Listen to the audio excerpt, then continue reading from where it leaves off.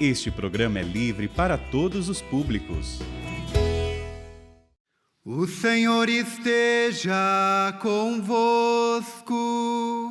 Ele está no meio de nós.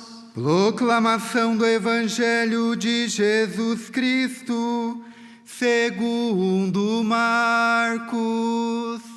Glória a vós, Senhor.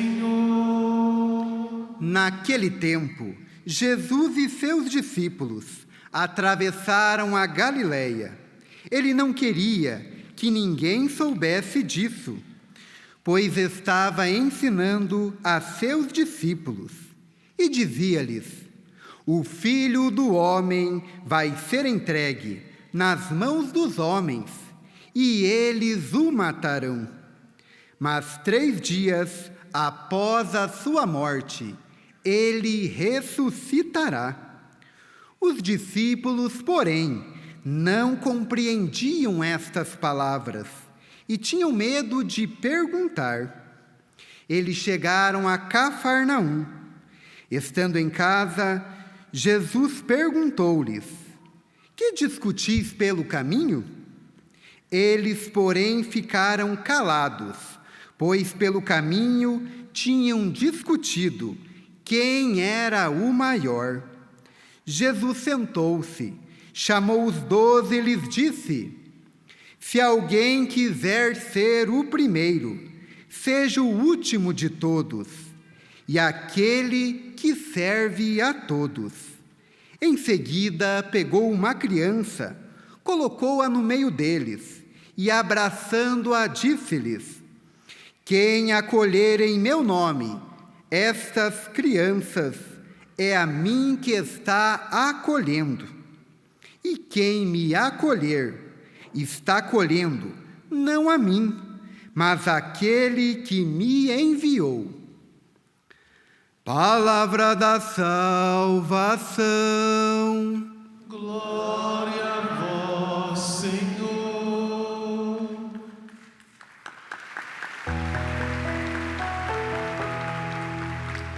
Entrega teu caminho ao Senhor, e o mais Ele fará, e o mais Ele fará. Entrega teu caminho ao Senhor, e o mais Ele fará, e o mais Ele fará.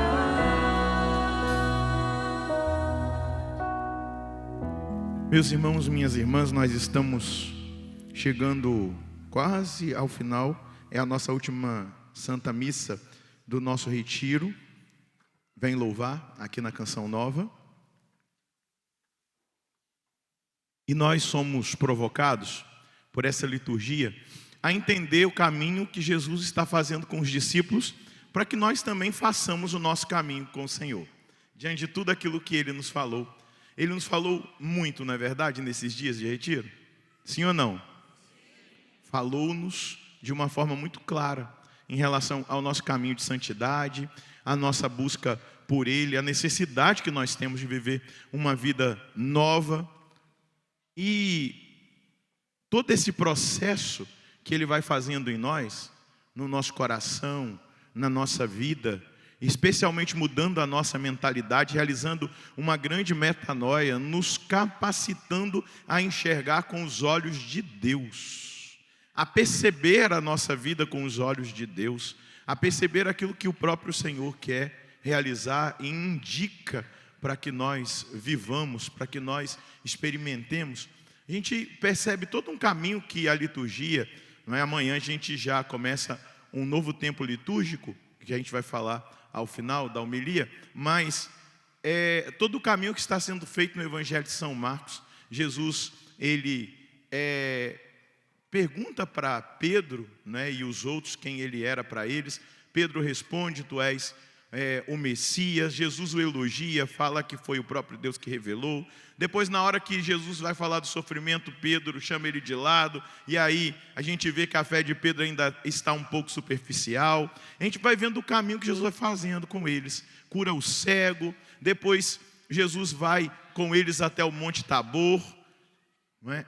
A gente vai percebendo isso, esse processo. No Monte Tabor eles são iluminados com a transfiguração, mas descem do monte e Jesus vai ali falando com eles sobre essa realidade da paixão, sobre a realidade do sofrimento, da entrega dele por amor. Ontem nós ouvíamos sobre a realidade da expulsão daquele demônio, daquela criança, não é, epilética, e que vivia aquela opressão, mostrando, não é, a fragilidade ainda da experiência de fé dos discípulos de Jesus, porque eles não conseguem expulsar o demônio. Aí depois Jesus vai dizer, quando eles perguntam por que nós não conseguimos expulsar o demônio, ele fala, porque existem espécies de demônio que só são expulsas pela oração. Não é verdade? Nós fomos percebendo esse caminho, e agora Jesus está anunciando de novo a sua paixão, pela segunda vez. Por quê?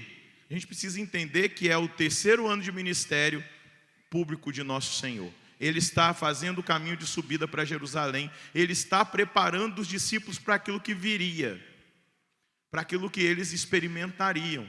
Então ele está falando a verdade. Ele está anunciando a verdade, mostrando para eles o que vai acontecer. Ele não está escondendo que virão dificuldades, que ele vai passar por aquela prova, mas existe um sentido. Eu gosto muito de um texto, e o Padre Rufus dizia que era o texto que ele mais gostava da Escritura, que é João 3,16, quando no Evangelho de São João está escrito: de tal modo Deus amou o mundo, que enviou o seu Filho unigênito, para que todo aquele que nele crê não pereça, mas tenha a vida eterna. O amor, esse amor que Jesus vai dizer para os seus apóstolos, seus discípulos hoje, mostrando para eles: quem quiser ser o primeiro, seja o último de todos, seja o servo de todos. E ele está mostrando com a própria vida. Ele veio servir a humanidade, ele veio lavar os pés, ele veio lavar, ele veio purificar a humanidade dos seus pecados, ele veio fazer com que o muro da separação que dividia, não é, que impedia o acesso ao Pai, o muro do pecado fosse derrubado pelo seu sacrifício, pela sua oferta, pelo seu sangue. Ele lava, ele purifica a humanidade não com a água simplesmente, mas com o seu sangue, com o seu sofrimento, com a sua entrega. Entrega esse sofrimento, esse que é presentificado na Santa Missa. Mas veja bem, a primeira leitura, ela vai nos mostrar algo importante. Então, uma liturgia muito clara diante dessa dimensão de consciência que nós precisamos ter. Porque muitas pessoas são enganadas, ou se enganam, ou se contaminaram por teologias que não são aquelas católicas que sanam, que curam, que nos libertam e que iluminam a nossa visão, e acham que quando entram para a igreja não vão ter problema, não vão ter dificuldade, não vai existir nenhum tipo de sofrimento, nenhuma prova. E aí às vezes as pessoas quando entram para o caminho do Senhor e são provadas, não sei se você já ouviu esse ditado, parece que quanto mais eu rezo, mais assombração aparece. Já percebeu essa fala, né? Talvez você já tenha falado isso. Não é porque quanto mais você reza, mais assombração aparece. É porque você não percebia, diante do veneno da serpente, que amortece os nossos sentidos, a nossa visão, a nossa percepção. Você não percebia. Porque muitas vezes nós estávamos inseridos também num ambiente que nos enganava, não é? Atingindo essa parte do nosso ser e impedindo a gente de perceber muitas coisas. Mas é exatamente isso. Quando nós entramos para o caminho do Senhor, nós entramos para um caminho de combate espiritual, de combate contra o demônio, de combate contra o mundo, né? Nós combatemos contra o mundo, e o mundo é aquilo que é contrário a nosso Senhor. Quando a gente fala mundo, não é a natureza, não, é aquilo que é estabelecido no mundanismo, no mundo que é contra o ensinamento de nosso Senhor. E o combate contra as realidades próprias das nossas paixões carnais que nos tiram desse caminho. E aí o anúncio que nessa terça-feira a primeira leitura nos traz é, em primeiro lugar, um despertamento para isso. Vai dizer o autor do Eclesiástico, esse livro sapiencial: filho, se decidires servir ao Senhor, permanece na justiça e no temor e prepara a tua alma para a provação. Mantenha o teu coração firme e ser constante. Diga comigo: eu preciso manter o meu coração firme. Eu preciso ser constante.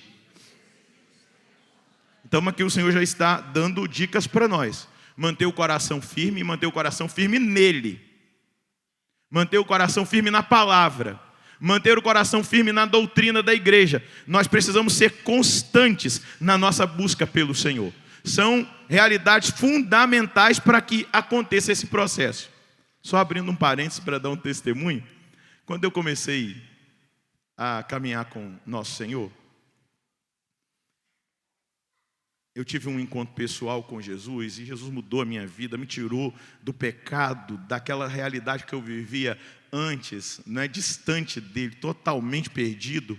E eu comecei a caminhar na igreja, vem logo aquele ardor, aquela vontade de buscar a Deus. Graças a Deus isso continua, né, porque eu luto todos os dias para ser constante, porque a inconstância é sempre uma tentação, não é?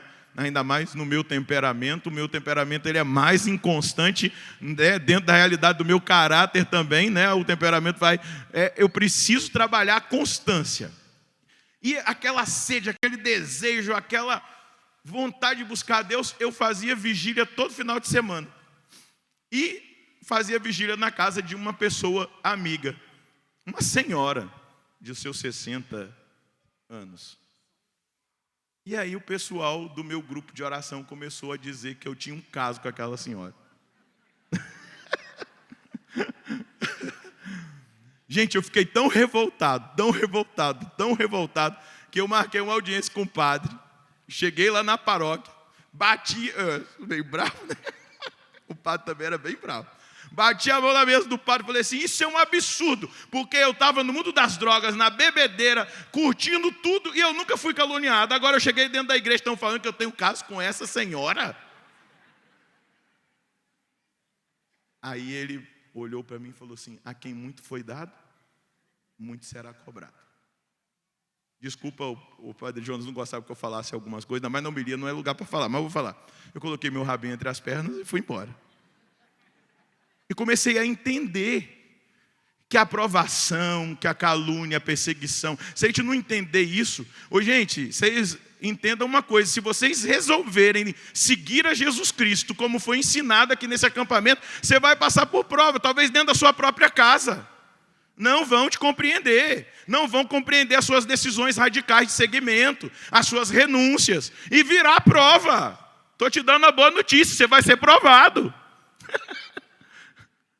Como que o padre Jonas dizia? Aguenta firme, meu filho. Aguenta firme, minha filha. A gente vai ser provado consequentemente. A gente vai ser incompreendido, as pessoas não vão entender. Os amigos que a gente tinha, talvez vivendo as realidades lá de fora, não vão compreender. Vão dizer que nós ficamos biruta. Vocês endoidaram e vão até ligar para a Canção Nova: o que vocês fizeram com meu filho?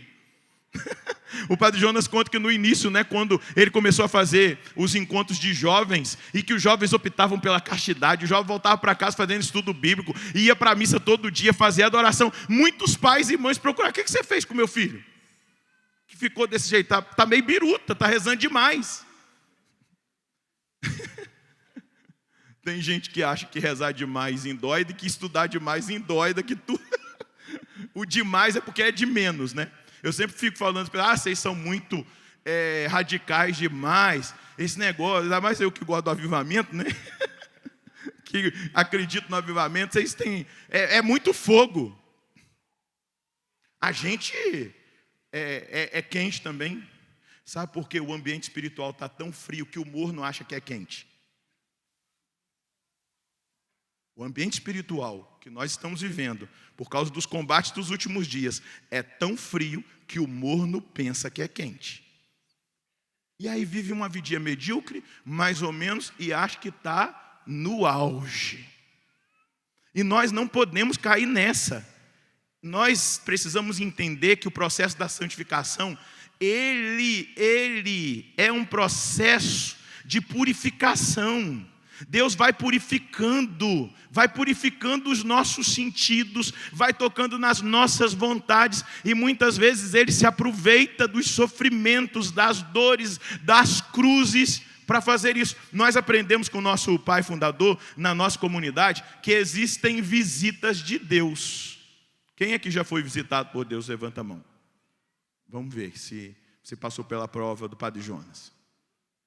O Padre Jonas diz para nós, nos nossos documentos, que nós vivemos duas experiências de visitas de Deus. As programadas, por exemplo, Deus vai nos visitar a partir de amanhã, porque nós vamos entrar num retiro espiritual de 40 dias em preparação para a Páscoa. É uma visita de Deus programada. Se eu levar a sério aquilo que a igreja ensina sobre as penitências quaresmais, sobre a decisão de fazer uma avaliação de vida, buscar confissão, me preparar para a Páscoa, se eu fizer penitência, oferecer essas penitências dentro do meu processo de caminho com Deus, eu vou fazer um excelente retiro, uma leitura espiritual, me propor a buscar mais o Senhor, a rezar com mais intensidade. Eu vou me propor para ir na missa todo dia, vou me esforçar, vou fazer adoração. Se eu rezo o texto, eu vou me fazer o propósito de rezar o rosário. E aí você vai acrescentando algumas orações já tradicionais da igreja. Você entrou no retiro, você entrou na dinâmica. É uma visita de Deus. Mas o Padre Jonas diz das visitas não programadas, que são aquelas de dor, de enfermidade, de perdas, de provas que vão acontecendo, mas que Deus se utiliza para forjar aqueles que Ele escolheu e que se decidiram por segui-lo. Mas que coisa esquisita, né? Santa Teresa de Ávila dizia assim, é por isso que ele tem poucos amigos, porque é assim que ele trata os amigos.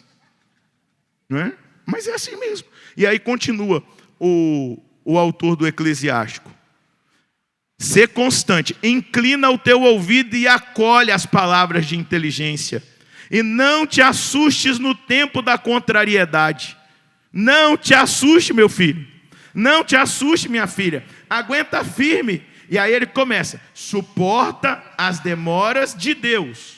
Amém? Agarra-te a Ele, não o deixes. Isso aqui dá um retiro. Agarra-te a Ele e não o deixes, para que sejas sábio em teus caminhos. Nós vamos absorvendo a sabedoria de Deus quando nós nos agarramos a Ele. Está difícil, eu estou agarrado com Ele, eu não te solto, Deus. Ao invés de eu me afastar, ao invés de eu começar a murmurar, a reclamar, a dizer eu não mereço, eu me agarro a Ele e vou absorvendo a sabedoria, vou me enchendo de sabedoria, vou me enchendo de capacitação espiritual, para que eu entenda o processo, para que eu enxergue o mundo, para que eu haja com misericórdia, mas também experimente a misericórdia. E aí ele continua, tudo o que te acontecer, aceitam. É fácil? Achei que fosse, para mim não é não. Tudo que te acontecer, aceitam. Se você está entendendo que existe uma identidade espiritual que Deus te concedeu e concedeu a mim. E qual é essa identidade? A cura para a crise de identidade que existe no mundo hoje é a consciência de quem nós somos. Quem nós somos? Filhos de... Não existe outra forma de curar essa crise de identidade, essa loucura das ideologias, se não for pela consciência de quem nós somos. Nós somos filhos de Deus, eu tenho uma identidade, eu sou filho de Deus. E por ser filho, existe um chamado, existe uma escolha. Nós já trabalhamos isso na pregação da manhã. Existe uma escolha, existe um chamado, existe algo que eu preciso dentro da minha consciência identitária de quem eu sou filho no filho, eu recebi uma graça, a graça de ser redimido, a graça de ser justificado, a graça de ser salvo, pelo sangue precioso do Senhor, por essa dor, por esse sofrimento que Ele está anunciando que Ele passou. Não é? Nós já estamos no pós-pascal, então a gente entende, ali Ele estava falando para os discípulos, eles ainda não compreendiam, mas nós precisamos, meus amados, sair da superficialidade da nossa fé e entender o caminho da santificação, da purificação, e aí entender aquilo que o apóstolo Paulo diz: todas as coisas cooperam para o bem daqueles que amam a Deus. Dá uma boa notícia para quem está do seu lado. Todas as coisas. E fala assim, o Padre Jonas dizia que todas são todas, tudo. Inclusive o Santo Agostinho vai dizer absurdamente, tá? Que eu acho uma absurdidade, mas é uma absurdidade santa. Santo Agostinho diz assim: todas as coisas cooperam para o bem dos que amam a Deus, até mesmo o pecado. Quando a gente ama a Deus, até mesmo o pecado, a gente cai e levanta melhor. Levanta mais decidido. A gente fala para o diabo, seu sem vergonha, você descobriu qual é a minha fraqueza, mas agora não vou cair mais não, porque eu vou vigiar mais. E Santa Teresa d'Ávila, quando ela vai falar das moradas, ela diz que uma pessoa que ama a Deus e ela caiu num pecado mortal, se ela ama a Deus, ela volta depois da confissão até mesmo numa morada mais elevada, porque ela ama a Deus. Porque ela ama a Deus. Ela escolheu a Deus apesar de ter escorregado. Ela escolheu a Deus apesar de ter cometido um pecado, uma absurdidade, um absurdo, feito uma coisa que já não fazia muito tempo. Que Deus te livre. Mas se você ama a Deus, até mesmo essa circunstância, dessa situação, vai te levar a uma experiência de amadurecimento. Uma experiência de vigilância. Eu amo a Deus e eu quero fechar a brecha. E aí você vai lá e fecha a brecha e dá a vitória para Deus e fala assim: sai daqui, Satanás, porque a minha vida pertence a Jesus. Eu não vou ceder mais espaço. Eu não vou dar mais espaço para o pecado. Eu vou avançar, eu quero ser santo. Mas eu preciso amar a Deus acima de tudo. Padre Jonas diz da prevalência de Deus nas nossas vidas. A prevalência, Deus prevalece. É Ele a minha escolha, é Ele que eu escolho, é com Ele que eu quero ficar. E aí vai dizer: agarra a Ele. Não deixes para que seja sábio em teus caminhos. Tudo que te acontecer, aceita-o e ser constante na dor e nas contrariedades da tua pobre condição. Ser paciente, pois é no fogo que o ouro e a prata são provados, e no cadinho da humilhação, os homens agradáveis a Deus. Se você for agradável a Deus, não adianta, você vai passar pela prova. São João da Cruz vai dizer que os apegos que muitas vezes nós temos, eles são como aquelas linhazinhas de seda. Ele usa a imagem do passarinho que tem agarrada a sua asa, linhazinhas de seda, e ele não consegue alçar voo, porque aquela linhazinha que para nós a gente só faz, puff, ela arrebenta, mas ela prende as asas do passarinho, impede o passarinho de alçar voo. E as purificações vêm da parte de Deus na nossa vida, exatamente para nos libertar desses apegos. É uma dos ofícios da prova, do ouro e da prata que é provado no fogo, no cadinho da humilhação. Eu não sei se você já passou por grandes provas. Eu contei lá a minha história com doença, não é? 2 vezes eu tive trombose, uma dessas vezes foi com embolia, infarto pulmonar. Mas Eu percebo que certas provas que eu vivi nesses anos de vida com Deus, elas vieram, às vezes, pela decepção, por fogo amigo, porque o fogo amigo dói demais, quando é um irmão que o fere, quando é um irmão que te fisga. Eu não sei se você já viveu fogo amigo dentro do seu grupo de oração. Eu não sei. Na sua pastoral, na sua paróquia, você fala assim: gente, tem isso aqui?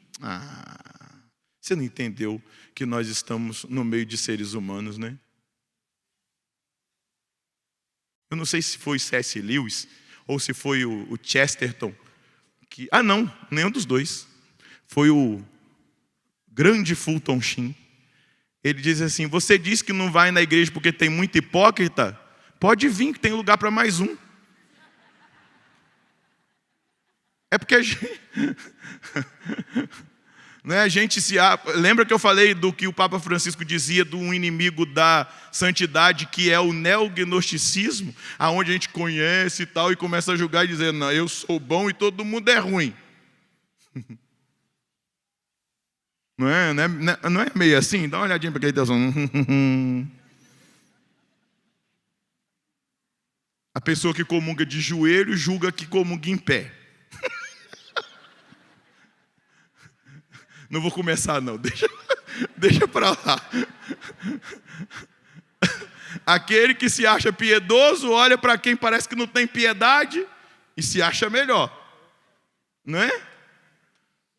Imagina se eu, que estou agora com o microfone, olhasse para os meus irmãos sacerdotes: eu sou melhor do que eles. Tudo capa. O que está no interior, o que Deus enxerga, é o que é mais importante. Teve uma vez, não vou contar pecado que a gente não pode, né? Deixa eu ver a hora aqui. Teve uma vez que eu estava num determinado lugar e uma pessoa me abordou e falou assim: não tem mais unção na canção nova. Tomei um susto, de verdade. Aqui tem unção, aqui tem avivamento. Falei: cara, sério mesmo? Sério. Aí convivi, papá, conversa vai, conversa vem. Ele me pediu para confessar. Aí foi a minha hora. Quando ele se confessou, eu falei assim: agora eu entendi porque você não consegue sentir unção na canção nova. Porque quem está nesse nível de pecado não vai sentir unção nem na canção nova em lugar nenhum, vai viver só de emoção. Porque a gente se acha o juiz. E Deus permite as provas para nos purificar, nos fazer mais humildes. Um dia Dom Alberto falou para mim assim, meu diretor espiritual por 4 anos. Dom Alberto falou assim para mim: Padre Roger, a gente é grandão, né? Tem a tendência de olhar para cima, que a gente já está lá no alto, né? Ele falou assim: é isso que você está vivendo, Deus está te humilhando, para que você se rebaixe, para que você entenda, para que você enxergue com os olhos de Deus. Isso é processo de purificação. Os homens que são agradáveis a Deus precisam passar pela prova, pelo cadinho da humilhação. Às vezes dói, às vezes demora, mas sofre as demoras de Deus. Às vezes a pessoa passa por um estado depressivo, ou uma realidade de uma enfermidade emocional e psíquica, que ela não tem controle sobre aquilo, ou uma enfermidade física, ou uma dor mesmo nas emoções, diante de situações que ela passa, dores físicas. Qual é o conselho? Creia em Deus e Ele cuidará de você. Creia nele e Ele vai cuidar de você. Endireita os teus caminhos e espera nele. Aproveita, avalia a sua vida, o que precisa ser colocado no lugar. Conserva o teu temor e nele envelhecerás. Estou vendo alguns aqui de cabelo branco, eu queria que você aplaudisse, até os que pintaram o cabelo. Quando eu vejo uma senhora na igreja, como essa distinta e linda senhora aqui, e tantas outras, eu louvo a Deus, porque eles aguentaram para que nós estivéssemos aqui. Eles perseveraram, estão lutando. já estão com dor aqui, acolá e tal, mas estão. Talvez não consigam mais ajoelhar, fazer muita coisa que faziam, mas perseveraram.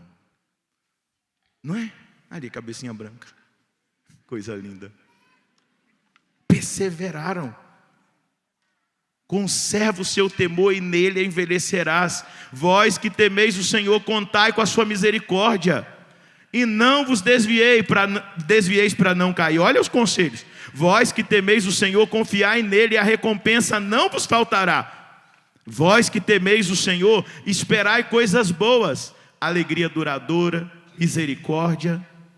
Vós que temeis o Senhor, esperai coisas boas. Está vendo como que ele nos tira do material? Eu vou esperar uma BMW. Pelo amor de Deus, você vai morrer, a BMW vai ser motivo de briga, de herança.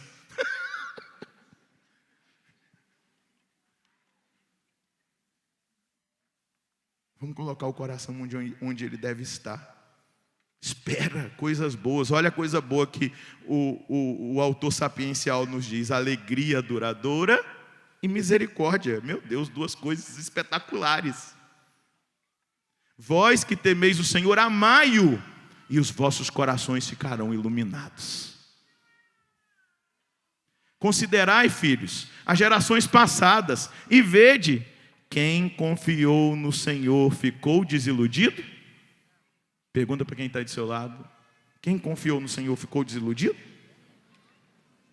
Quem permaneceu nos seus mandamentos? Pergunta, quem permaneceu nos seus mandamentos foi abandonado?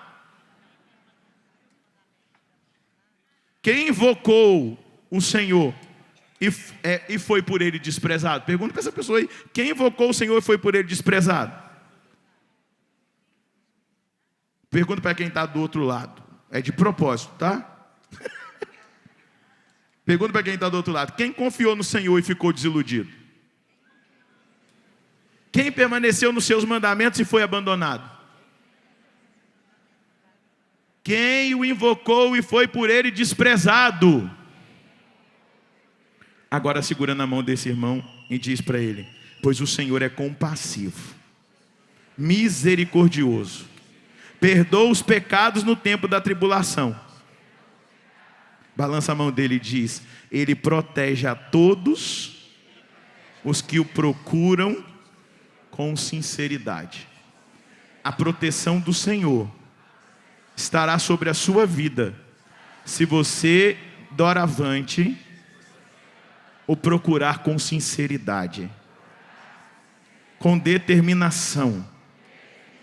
Essas são as promessas do Senhor: alegria, misericórdia, força para superar as provas, e no futuro, o céu. Aleluia.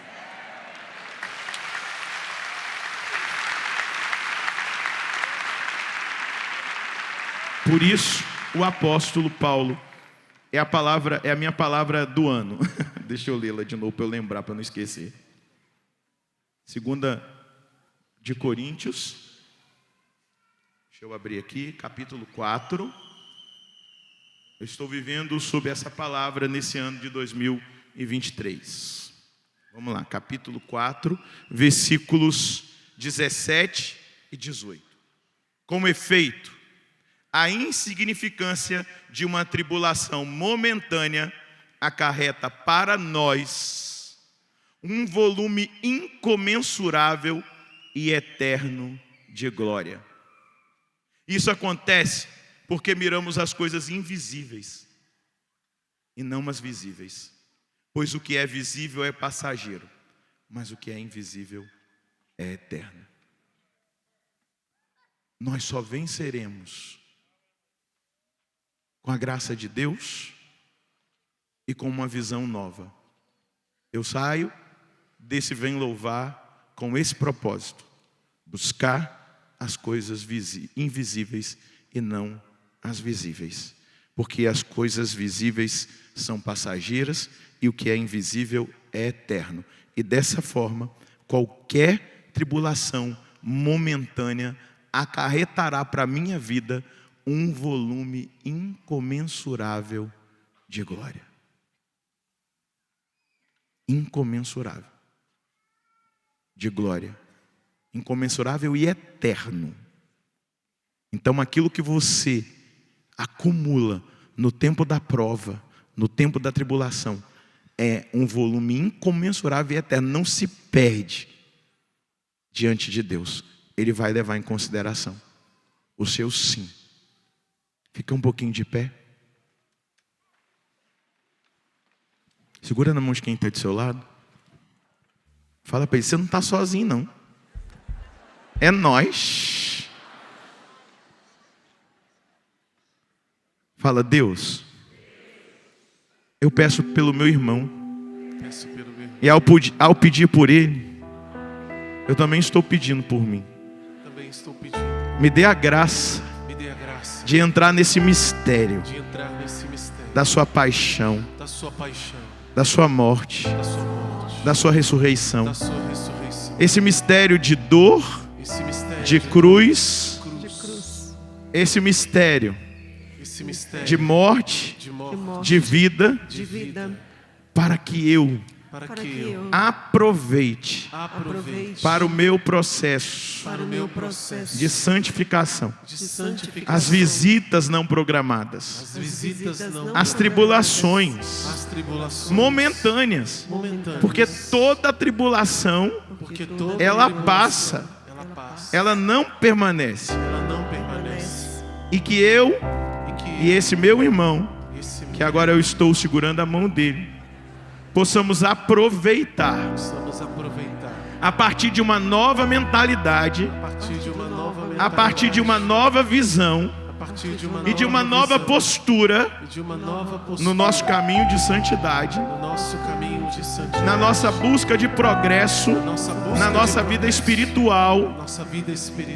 a nossa busca de progresso no caminho da perfeição, que nós não desperdicemos o material inflamável da tribulação, da dor, dos sofrimentos que nos fazem experimentar essa grande dádiva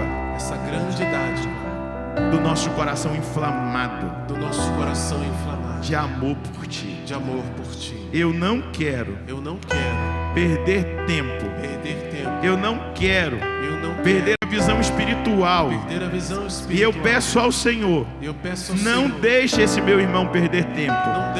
Não deixe esse meu irmão perder a visão espiritual. Conceda a ele a graça de ser perseverante, de resistir até o fim, com a sua graça, com o seu espírito, e que esse material inflamável da tribulação momentânea, porque a nós agora cabe a decisão de buscar as coisas invisíveis e não as visíveis, porque as coisas invisíveis são eternas e as visíveis são passageiras. A nossa decisão, Senhor, é de viver a graça do Senhor, é de experimentar aquilo que o Senhor reservou para nós. Então abençoa agora a vida desse meu irmão. Eu te suplico, eu peço ao Senhor essa graça, que esse meu irmão que está aqui do meu lado não se perca, mas persevere até o último dia, até a velhice, até o Senhor chamá-lo, ou até quando o Senhor voltar, se o Senhor vier na nossa geração. Mas que essa tribulação momentânea possa gerar na vida desse meu irmão um volume incomensurável e eterno de glória. Balança a mão desse irmão e diga aleluia. Aleluia. Aleluia. Aleluia. Diga mais uma vez aleluia. Aleluia. Aleluia. Aleluia. Pode aplaudir o Senhor.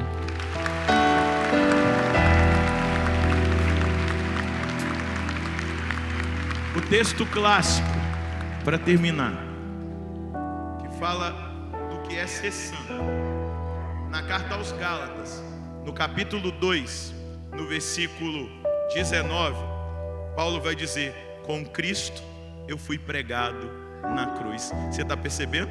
Depois que ele vai dizer, é quando ele entende que ele se conformou, se configurou ao Cristo crucificado, que ele vai entender o que é a santidade. Com Cristo eu fui pregado na cruz.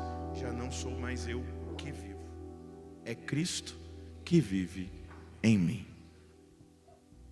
Louvado seja nosso Senhor Jesus Cristo. Para sempre seja louvado.